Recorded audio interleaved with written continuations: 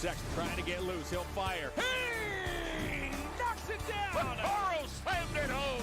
Garland upstairs. Oh! Sexton inside. A thunderous dunk. And Allen blocked the shot at the rim.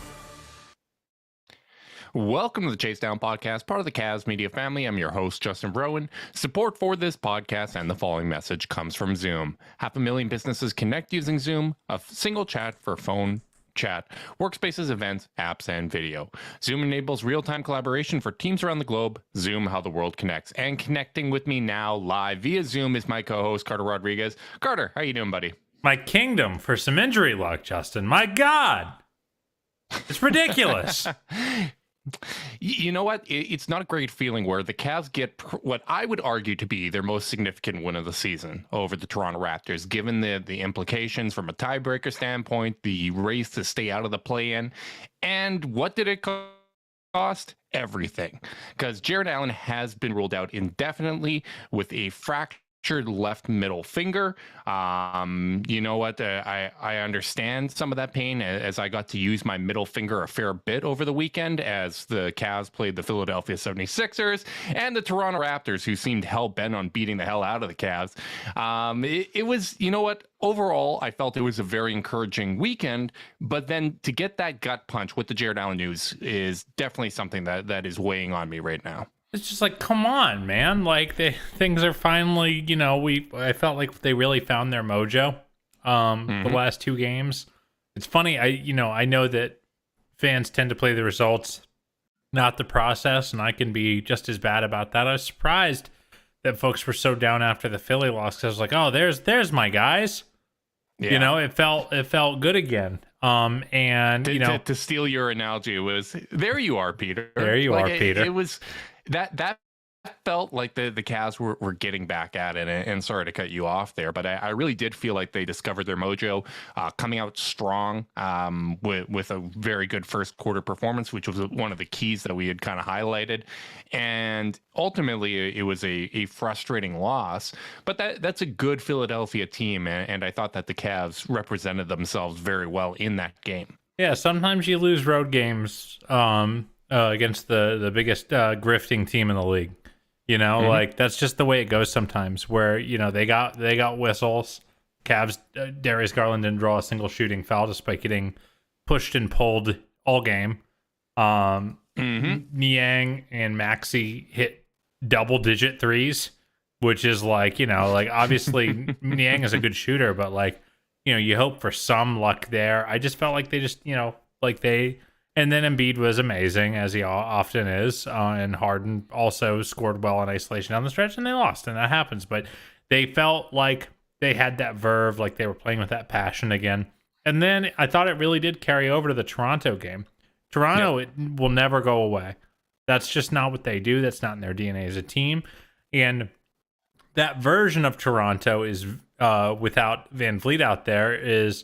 while obviously Van Vliet's, one of their best scorer, they what they lose in that, they just add in more size and switchiness and jumping passing lanes and harassing people defensively. And, I thought the Cavs acquitted themselves super, super well in that game. And as a result, while I'm annoyed about Jarrett Allen getting hurt, I'm not crushed by it because I was like, okay, Mobley had one of his best games of the season, and all the ways he needed to. I felt like his impact had really fallen off as of late.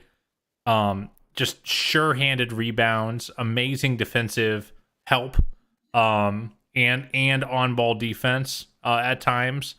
I was very, very pleased with his performance, and getting that tiebreaker against Toronto is just so important, Justin. It's so significant, and I think Mobley having that performance on national television, I think that probably goes a long way when it comes to determining this Rookie of the Year race, because as good as he's been all season, sometimes those kind of late signature moments really factor into that decision-making process. And the Raptors broadcast gave me a bit of a chuckle because they were talking about how their numbers are so identical. This should really be a year where the Rookie of the Year, there's two winners again. Let's run that back, which, ignores the entire defensive end of the floor as Scotty Barnes gets blown by Dean Wade and dunking on the entire city of Toronto. But, it was nice to see Mobley step up in that way. But before we get into that game, because I think there's a lot to discuss with that Raptors win, I need to talk to you about the Philadelphia 76ers, because I think I'll one-box you, Justin. Go ahead. I think I found a true foil in the Philadelphia 76ers. I don't think there's a team I hate more, and I don't know if there's a team that I've ever hated more. At least the Golden State Warriors would go out there and actually earn it. It was frustrating that they would have a moving screen every now and then, and that would help leave their shooters wide open. But that is a completely different dynamic than you're playing 24 seconds of great defense, and James Harden decides, I'm just going to throw my arms into you. And at least Joel Embiid legitimately gets fouled. Like, it's annoying that he grifts, but he's so physically dominant and tough to deal with that you can live with it, right? Like, he's going to get beat up on every play, same way LeBron used to back in the day. You're going to get some acting. You're going to get a cell job because they're just so physical.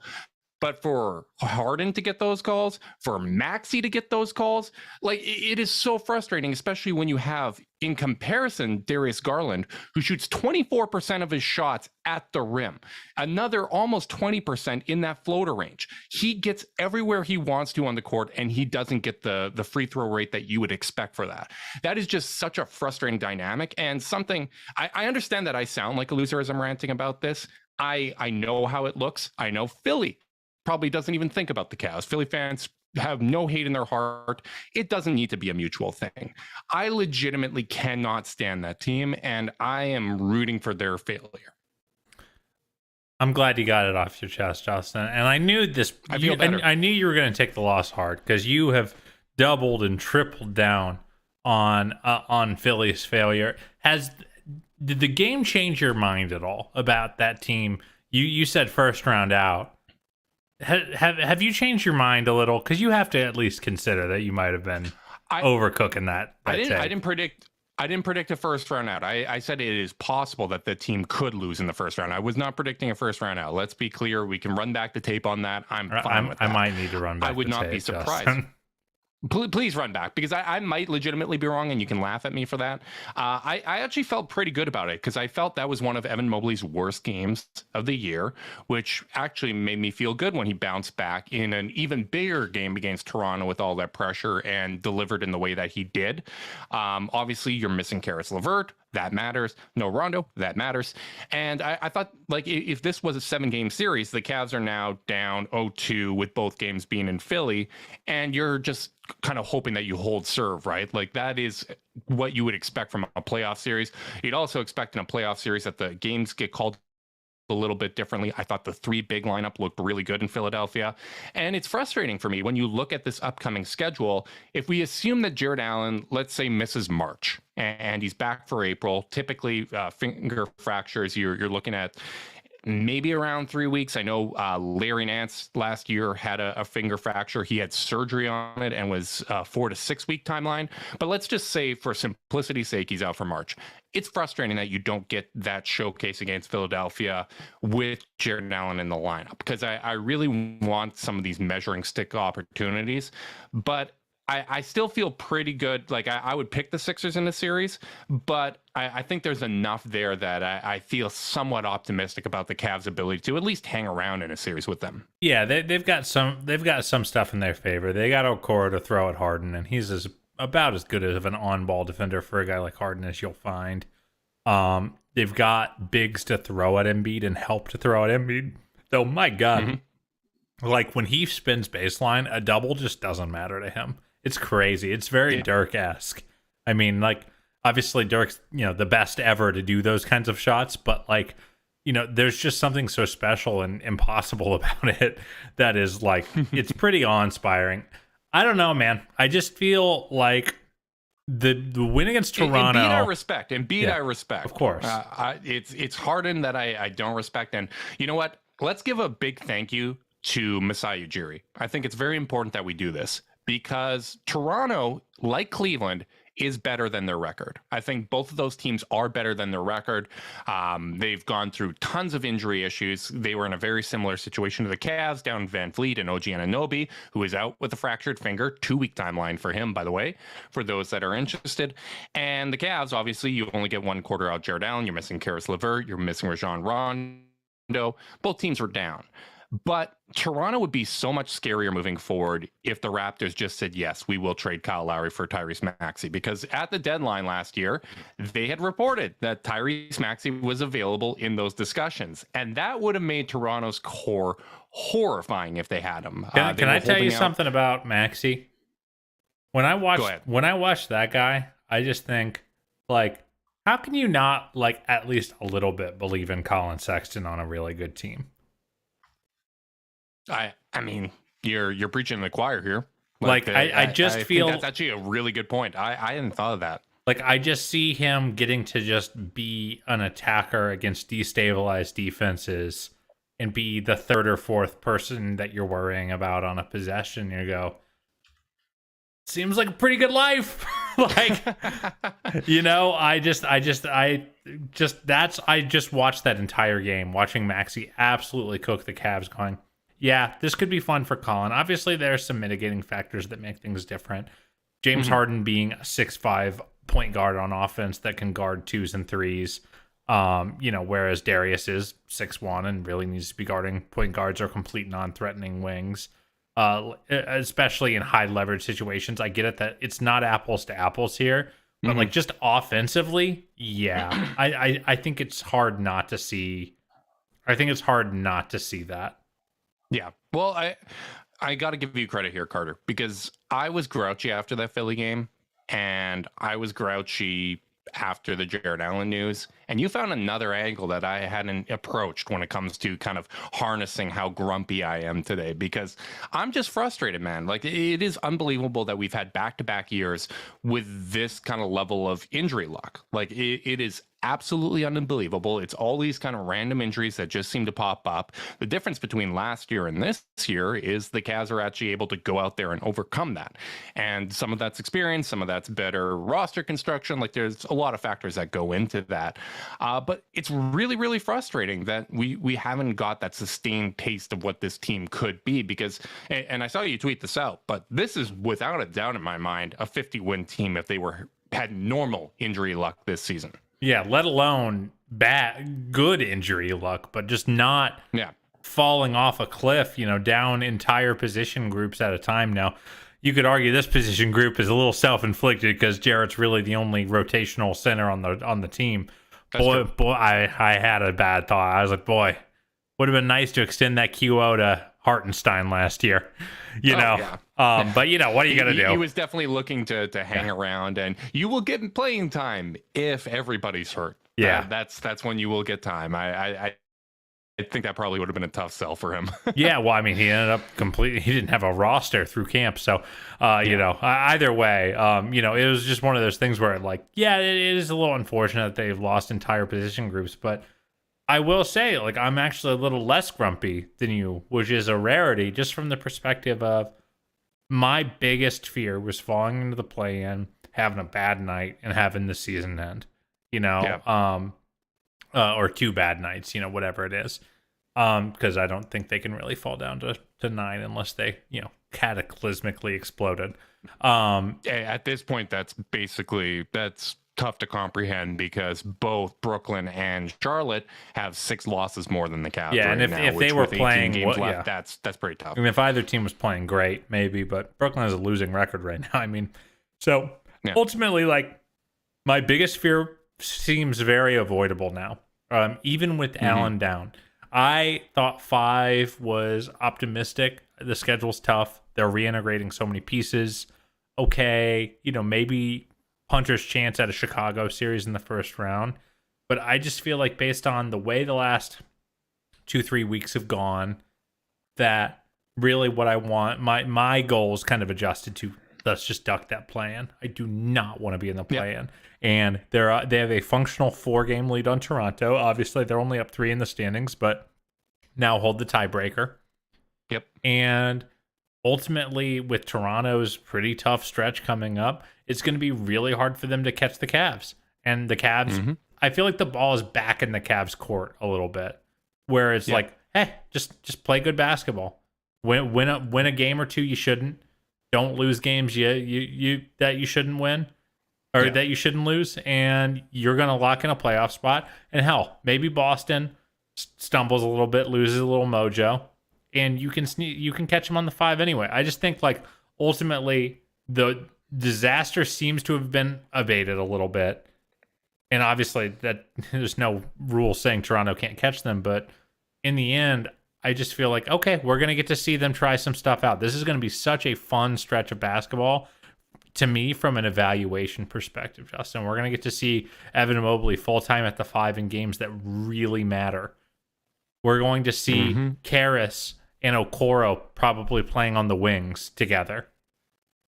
And I just think that there's a lot of evaluation that's going to be done and a lot of learning to be done. Like, sure, would you love to hit the stretch run of your season having all the answers in pocket already? Sure.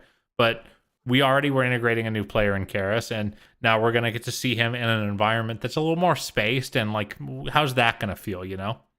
Yeah, I think it's going to be a really interesting dynamic. I think the win over Toronto is really, really significant because, as you mentioned, it's a functional 4-game lead on them in the standings. You still have one more game against Toronto left this season, and that's a good chance to kind of bury them and put them away, even if you don't have Jarrett Allen.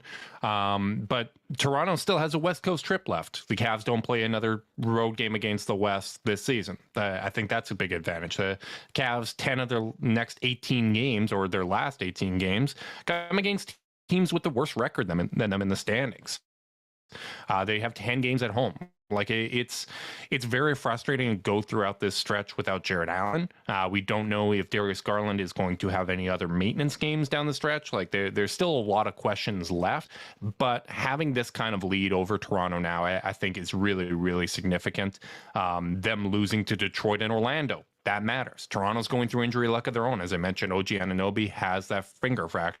That's going to keep him out for 2 weeks. Fred VanVleet's dealing with knee soreness. Oh my goodness, did I botch that? And Malachi Flynn now is hurt because he went from not playing at all to playing 38 minutes a night and strained his hamstring. Like this, they're in a very similar boat to us, and I think avoiding the play-in is absolutely the most important thing. Those 2 games against Chicago are going to be really significant because Chicago plays Philadelphia tonight, and assuming they lose that, which I would probably guess they will, especially if Vucevic lost is 4 out in a with row. and Vucevic is now out with a hamstring injury, I believe. They're only a game up on the Cavs in the standings with 2 games left against Cleveland. So I think that this is a really, really interesting time. But before we get into kind of standings talk any further, I do want to kind of touch on the Toronto game because I thought it was really interesting. And it's unfortunate, but I think we saw in this game the impact that Jarrett Allen has, because with Fred VanVleet out, all of a sudden you are going from Garland being guarded by someone that's 5'11" to a 6'9" Scotty Barnes, and everybody on the court basically was 6'9", and they were running a box and one, and there wasn't anybody to set screens to free up Garland, to free up other ball handlers. And as frustrating as the turnovers were in that game, I thought it was a really good test to play a team that is that physical, that was beating the hell out of them, that was trapping in interesting ways and doing all the weird Nick Nurse defensive stuff that they're known to do. And to see the Cavs, kind of weather multiple runs and find a way to come away with the victory. I thought it was a good character win against a frustrating try-hard team. Yeah, I thought it was an awesome win. I know that Toronto made it interesting at the end, and that was stressful. This team was up double digits most of the game. And I thought that they played a hell of a game offensively. I thought Darius, who we've been critical of how he handles playing against size and athleticism, I thought that dude was turning corners like an MFer.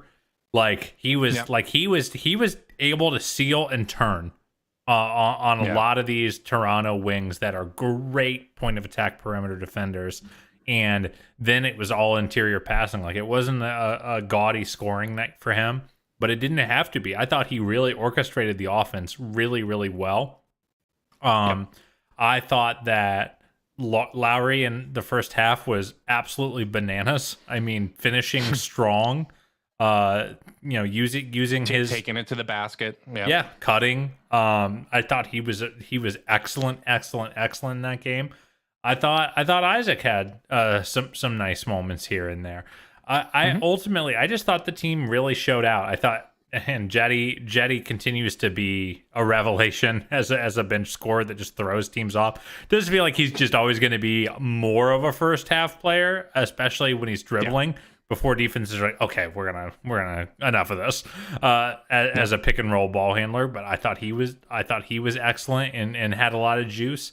Ultimately, I just thought honestly, the team... if you're looking for positive trends from recent play, it's Jetty Osman and Kevin Love kind of rediscovering their mojo, because that's going to be really, really important, because they're going to need playmaking from Jetty Osman. They're going to need the shot making that both of them provide, because they're not going to be able to lean on their defense in the same way. I think the common perception is that the floor is going to open up and it's going to be more offensive without Jarrett Allen and Evan Mobley together. But when you look at the offensive rating throughout the year with Mobley on and Allen off, it barely goes up. Like, it's not even 1 point per 100 possessions. I do think to some extent you might have a little bit more space, but I don't think it's going to be the offensive boom that a lot of people expect going away from the two center lineup. Essentially, it's just a different lineup. Ultimately what I see, and we should just talk about what lineup we think they should start, what lineup they will start. Because I think the lineup I think when people are talking about that offensive boom, first off, they haven't had Karis LeVert all season. So I think the stats are probably not super reflective of their eventual on-court product if poor Karis ever can get out there. But I think that ultimately you look at that and what those lineups can do if they start a Garland, Okoro, LeVert, Markkanen, Mobley lineup, is you can have Okoro out there as your lockdown point of attack defender and have two ball handlers on the floor. That is something they haven't really been able to do very much this year. And as good as Markkanen was in that last game, he's still not a ball handler. He's not a creator. He's not a pick and roll kind of guy. So that is, I think, why people might be a little eager to see that. There's also a little extra clarity in Mobley's role. Will Norman in the chat just was asking that question. Instead of getting the ball at the top of the arc, should be getting some dive reps. There were a lot of nice reps for Mobley as the outlet when they trapped Darius at the point of attack. Yeah. Teams are going to not do that, by the way, in the playoffs. It's not going to work. I think they're going to bail on that the second they actually start watching tape, because trapping Darius with Mobley as the release valve is not a good idea. But with all that said, I just think we're gonna get to see some really interesting stuff. Who do you think they should start, and who do you think they will start? So I think the lineup you brought up is very interesting. I think that's what I would go with having LeVert and Okoro out there together with Markkanen and Mobley. It'll be interesting to see if they use a 10-day contract on someone like a Cody Zeller or Willie Cauley-Stein that are available in free agency. I think Zeller's out for the year. Okay, well, I think he had knee surgery or something a couple months ago. I don't think he's available to play. Okay, well, that's helpful. I mean, he would fit in though. Yeah, it'd be awesome. Having someone that is out for the year would be just total culture fit, because that seems to be the way it's going right now. We're a hospital ward anyways. But yeah, maybe someone like Willie Cauley-Stein, or just a body, someone that can go out there and minutes, because. And I know everyone's going to focus on okay, are you bringing in help, or who's the backup going to be? But really, it's going to be on Mobley to step up in those. Do you think minutes. They'll start Mobley, or do you think they'll start Ed Davis just to protect Mobley's body a little bit, at least at the beginning of games, start of first, start of the third? It might be matchup dependent. It may really depend. When you play that game against Philadelphia, assuming that Jarrett Allen is out for that game, I think that would be a game where you'd want to get Ed Davis out there and maybe even put Lowry a little bit on Embiid at times with help, but there's not a good answer there.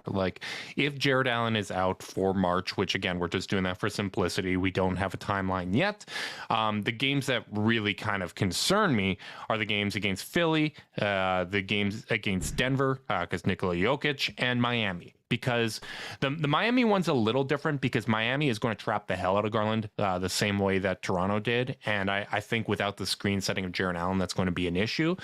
But to get back to your question of who do I think will start, I do think that maybe this is just me being hopeful that kind of the lineup that we presented there when LeVert is back of Garland, Okoro, and LeVert, whatever combo you want to label them on the wing. I think that that's the right move because I think you're going to need to lean in on having a little bit more offense on the floor. I think you're going to need to kind of outgun some of these teams. Not that the defense should completely fall off the cliff, but it will to some extent. Like the defense will drop off. So I think getting that extra offense out there will matter. The one thing that I kind of thought of as I'm thinking of ways to make these lineups work is now that Allen is out and you really do kind of need that screen setting, I wouldn't mind to see Isaac Okoro in that Bruce Brown type look where he's going out there because teams are going to put their weakest defender on him because that's kind of the spot that you can park those kind of defenders, using Okoro as a screener for Garland and getting him downhill where either Garland gets by and can create for himself or get the ball to Okoro on a cut because despite his usage being so low, his assist percentage is pretty good for someone that's that low usage. And we've seen him make good reads in those situations. And I really do think that you need to have a stronger body out there. I don't expect Evan Mobley to go out there and set screens to free Garland up. And when Kevin Love's out of the game, I do think that that might be a way to weaponize Okoro in ways that we haven't really been able to offensively this season. Well, one of the things that makes the Bruce Brown thing work in Brooklyn is the fact that typically they're playing 4 or 5 at least semi-threats from 3. Or I guess 4, because Brown would be one of them and he is not a threat from 3. So, like, you know, having a guy like KD and LaMarcus Aldridge at the 4 and the 5 kind of make it a little bit easier. You can kind of use him as a screener and still be spaced elsewhere. So to that end, like, it's a lot more viable to use him in that role in this paradigm where you're only playing one non-shooting big. When it's Mobley maybe lurking in the dunker spot or in the corner, you know, or in a double drag, yeah, like right? Lowry or Love in the spacing and the opposite, or maybe the strong side. Like there's a lot more space basically to do a weird 1-2 inverted pick and roll. So yeah, I don't mind it.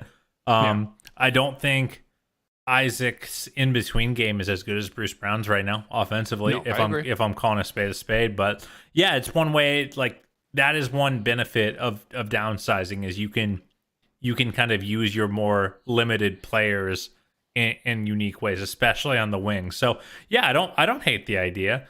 Ultimately, I'm just really excited to see what this team does. This is why you stock up on big men. This is why you have Dean Wade sitting on the bench to come in and play legitimate rotation minutes. I do think they should if they can add a 10-day guy like a Willie Cauley-Stein, I'd like it. Just so you don't, like if you can steal 20 minutes at the 5 between Ed Davis and whoever you sign. Yeah. So you know, Evan only has to play the other 28 at the 5. Like that feels a little bit better to me. Just from insulating yourself from him wearing down. Plus, I mean, straight up foul trouble, which he's more likely to get in now as the primary rim protector. So that's really what I want to see. But ultimately, like for the most part, like this team, and that's why I'm not that down. Like this team, once they're healthy, once LeVert and Rondo come back, they got the juice to win these games. Yeah. For me, I'm not down. I'm bitter and frustrated. Like I think I think they're going to avoid the plan. I feel pretty confident about that right now. It's just I really, and we talked about this on the last podcast. Like they are already at a disadvantage from a building chemistry standpoint going into the playoffs because they've just had so much roster turnover. There hasn't been a time to establish a rhythm and to just establish a hierarchy within the available players. And this is yet another setback. Like at least LeVert and Allen have experience playing together in Brooklyn, because they're probably not going to get a lot of experience together with the Cavs, assuming that Jarrett Allen misses a few weeks here, because there's just not much time left in the regular season. So from that standpoint, it really is frustrating, but I do think that they are well positioned to avoid that play-in tournament, to go out there and still compete in these games.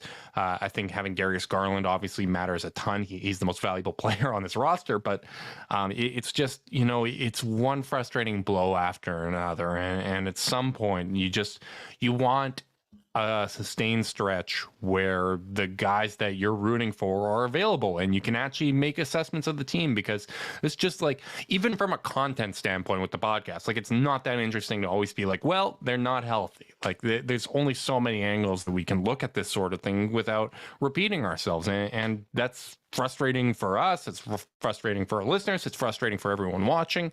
And there's really not a whole lot you can do about it. And I'm just a little bit grateful. You messaged me during the Raptors game. I'm grateful that it wasn't more injuries than what actually happened, because the Raptors play with some of that Delhi energy where I don't think it's dirty, but it's reckless at times. And they rolled up on the legs of Allen and Garland and Mobley multiple times. That freaked me the hell out. So I'm happy at least it's no kind of real serious injury or lower body injury that might contribute to other issues, whether it be this season or down the road. So that's at least a positive if I'm kind of looking at the silver linings here. But man, that is a very, very physical team, and that was a really physical game. So obviously Toronto, I feel like we've had some really good battles with them this year. The Evan Scotty thing seems real. The general, the scar tissue from finals past, I think, is still there. There's some not finals, or I'm sorry, conference finals past, and playoff series past. They're in the same conference, Justin. They can't play in the finals. Do you are they the young team in the East that you're like kind of most hopeful to see a burgeoning rivalry? Because they kind of are my favorite team for the Cavs to play. It's such a styles make fights matchup to me. I don't know. Like, I do want to see a series with both of these teams fully healthy. I do think it would be a really interesting matchup. In terms of future rivals, I don't know if I can go all the way there, because it's just a different dynamic when their two best players are so much older than the Cavs core. Like, they're going to have to make decisions on Fred VanVleet and Pascal Siakam. I believe both are 28 years older, around that. And that's different than if you look at a team like Atlanta or Charlotte, that really kind of has a good young core that you can see growing. I think Scotty Barnes is terrific. I think OG Anunoby is a really, really good player. Like, I think his absence is really going to make things difficult for Toronto as they kind of navigate this tough schedule. He's awesome. He's so good. Like, that's one of those guys. Like, when we talked about like all the wings that we would love to add, like, that's probably obviously a tier below some of the names we've mentioned. But and there's no reason Toronto would ever give him up. But he's closing the gap. Oh my God, would he be perfect? Like, that would be an ideal type fit. But outside of that, like, there's not a lot of other kind of prospects that feel like swing guys that can kind of go either way. Like, there's no Isaac Okoro or Colin Sexton, where it's not necessarily part of your real core, but hey, could blossom into a really good player down the road. Or in Colin's case, obviously, he's already proven himself to be a very good scorer. So I don't really think about them in that way, but I would like to see a playoff series against them while they have this core together, before they make whatever decisions they have to make on VanVleet and Siakam. I just think so highly of Masai's ability to field a competitive team that they're gonna. I think they're gonna stay good while the Cavs are in this little mini run of their own. And I just love the differentiation between the Cavs, who play really, really small in the perimeter and really, really big on the interior, against this just mismatch 6'8", 6'9", everybody's 6'9", man. Just It doesn't matter limbs. if they can't shoot. We're just everyone's 6'9". And the Cavs are this awesome half-court defense team that kind of struggles to defend in transition and struggles on the boards. And Toronto's this team who can't score in the half court but kills in transition and kills on the offensive boards. It just feels like such a battle for like the spirit of like, it feels like that first game of the season and this past one is like a whose belief system is gonna win, you know? And like that's why I really really like watching these teams play, and that's why I like I just feel like I'm always gonna look forward to Toronto matchups, even if they make me a little crazy when they win, which they haven't yet. I think. Yeah, good reminder. I'm actually really glad you brought that up because, and I mentioned this on the last podcast. I think when you cover one team, it's just kind of human nature to hyper focus on what you're doing and not really give credit where it's deserved. And I think Toronto is absolutely a team that's deserving of credit. They're so well run, and I think that every time that they play the Cavs, outside of the one time where they had just everybody had COVID and that wasn't their real roster.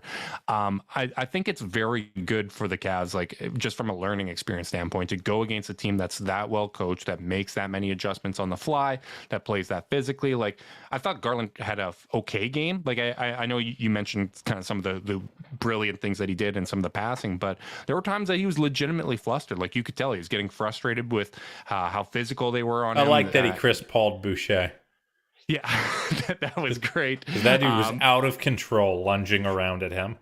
And when you get trapped by 2 6'9" guys, and you have 3 other ones that are kind of lurking to pass and intercept your outlet passes, like that is a very tough thing for him to overcome. And it would be a lot easier if he had a Colin Sexton or a Karis LeVert or even a Rondo as an outlet there. And sometimes it worked with Mobley, but then other times Mobley wasn't on the floor and it was a little bit more difficult. I think learning to work through that kind of stuff is very important because that's the type of stuff teams might do to muck things up. Like I joked, or I didn't joke. I talked about how I hated the Warriors and how frustrating it was with the moving screens and whatnot in comparison to Philly. But the flip side of that was the Cavs were able to muck things up where they were allowed to be very physical on Steph. And that was something that Steph had to work through and overcome. So I think Garland getting that experience is valuable. I think you're completely right that it's a styles makes fights type of situation. So I do think that those are the type of matchups that can really, really make a difference in accelerating the developmental curve for someone like Garland. I just love seeing two teams that are really good at defense, but in different ways. Like, you know, do you feel like this season, especially when the defense is cooking, when they are keeping them to the half court and playing sound and discipline, did you kind of forget how fun defense can be? You know, like when they just can't get a good look off for like 5, 6, 7, 8. There was that stretch where the Raptors came out of a quarter hot, then like went like 1 for 14. And it just feels so nice to put the clamps on a team.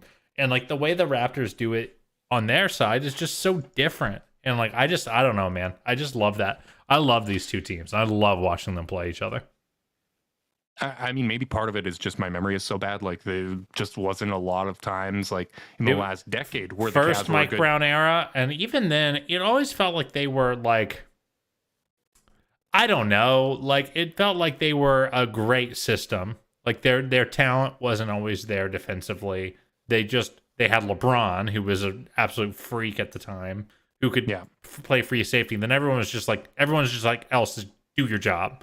Whereas this team, you've got Isaac, who one of the best point of attack defenders in the league. Like that's super fun. You've got Evan and Jarrett just coming out of nowhere to swat shots and switch, and like you just feel the defense a lot more than you did in that first LeBron era. Like it always felt like in the first LeBron era, when they had those great defenses under Mike Brown, the great offenses would just still get theirs whenever they wanted. Yeah. And especially you could tell like when teams would go 4 out, like the Orlando Magic, there just wasn't the personnel or the ability to make adjustments to kind of counter that. I think that's a really good point. It is fun And it shows just how intellectually dishonest I am to go from defenses for nerds to kind of enjoying this. But, like, it's luckily a whole no lot one more was ever cool. worried about us being intellectually honest.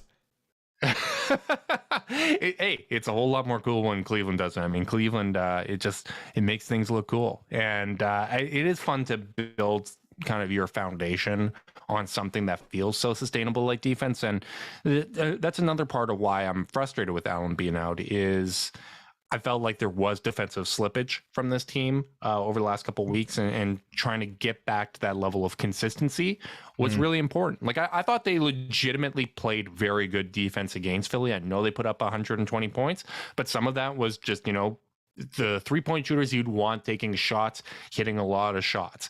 Also the grifting of free throws. And, that's a very good offensive team with the MVP on it. They're going to put up points, but just not getting the chance to really kind of reestablish that defensive identity right now is something that's frustrating. And I felt like it was important for them to get back to that and play 48 minutes or at least like 36 minutes of sustained high level defense was really, really important. And I don't know if they can do that right now. I would love to see it. Like, I'd love to see LeVert come back and compete on the defensive end the way that he was his first 3 games with the Cavs.